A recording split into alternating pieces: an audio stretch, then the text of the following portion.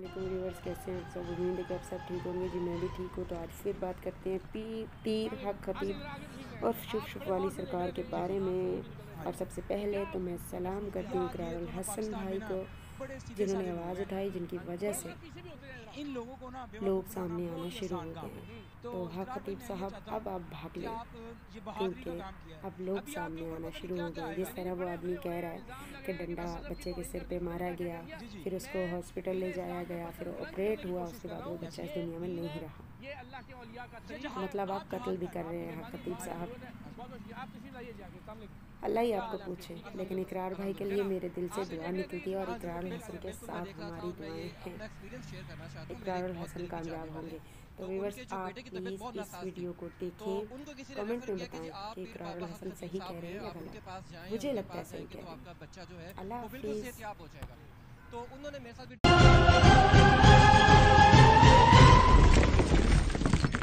आज इधर आगे ठीक है। आप बड़े गौर से देख रहे थे, जी आंख से मोती निकल रहे थे। हाँ जी। तो क्या महसूस किया यार? ये तो ना पाकिस्तान में ना बड़े सीधे साधे लोग हैं।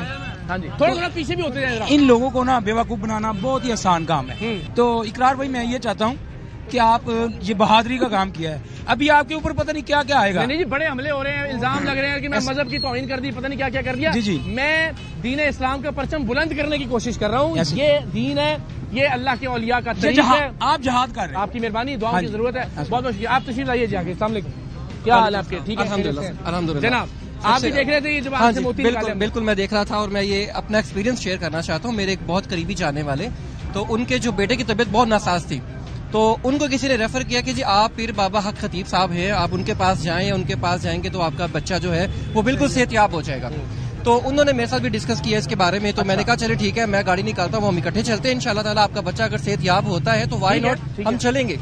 तो हम लोग गए, बड़ी मुश्किल से। आपको मालूम है? जी हाँ, आपको मालूम है, कोई एक अजीब सी जगह है और वो एक ऐसी जगह है जहाँ से वापसी भी मुमकिन नहीं होती रात के वक्त ना। उन्होंने क्या किया, उनके जो नुमाइंदेगान है, उन्होंने देखा कि बच्चे की तबीयत जो है ना वो बड़ी ज्यादा खराब है। उन्होंने बोला आप एक साइड पे आ जाइए।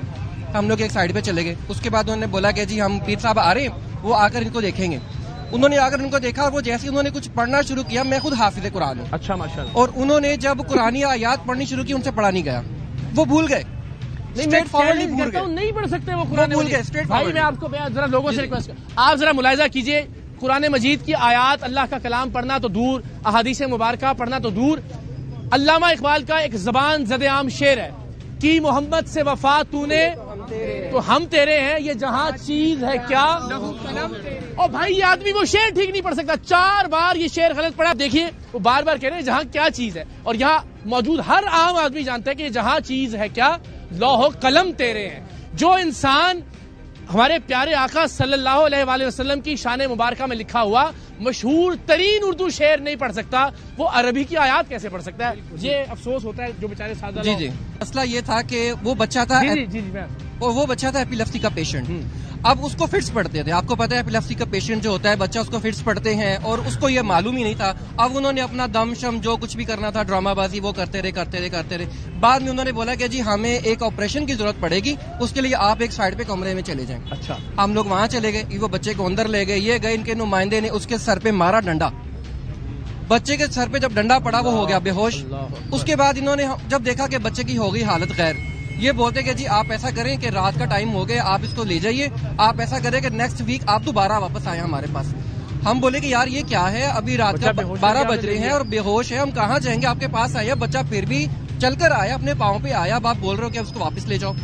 खैर एनी हाउ हम लोग गए, हॉस्पिटल लेकर गए उनको। उन्होंने बताया कि इसके सर पे जो डंडा पड़ा है उसकी वजह से इसका जो ब्लड है अंदर वो चलना शुरू हो गया। अब हम कुछ नहीं कर सकते, हमें ऑपरेट करना होगा। ऑपरेट किया गया, 12 घंटे का ऑपरेट हुआ, वो रिकवर नहीं कर सका, वफात हो गई उसकी। वफात हो गई इसकी। बंदगाने खुदा, अगर कोई अरबाब इख्तियार या अरबाब इख्तिदार में से देख रहा है, अल्लाह और उसके रसूल सल्लल्लाहु अलैहि वसल्लम का वास्ता है, ये तो 5वीं छठी कहानी है। इससे पहले हम लिबर्टी चौक में थे, इसी तरह से लाइव वहां आपने देखा, लोगों ने आके बताया कि किस तरह से फ्रॉड हो रहा है उनके साथ या उनके जानने वालों के साथ, और किस तरह से उन्होंने इलाज से रोक दिया और लोग फौत हो गए। और यहाँ पे तो बाकायदा कत्ल किया गया एक तरह से। और न सिर्फ ये सर कि उसके बाद क्या, उसके बाद की भी एक स्टोरी है। जब हम लोगों ने इसके लिए कोई इनिशिएटिव लेना चाहा, हम आगे बढ़ना चाहिए कि इसके खिलाफ कुछ करेंगे हम लोग, हमें उनके जो नुमाइंदेगान है वो मेरे दोस्त को थ्रेट करते थे कि अगर तुमने कुछ किया तो तुम्हें इसके नताइज भुगतने पड़ेंगे, तुम्हें पता नहीं है इनके सोर्सेज क्या हैं। चलें जी, हम देखते हैं आपके सोर्सेज क्या हैं और हम नताइज भुगतने के लिए तैयार हैं। मैं पाकिस्तान के हर चौराहे में, हर चौक में, हर बस्ती में, हर करिए में, हर शहर में जाके इंशाल्लाह आपको बेनकाब करूंगा।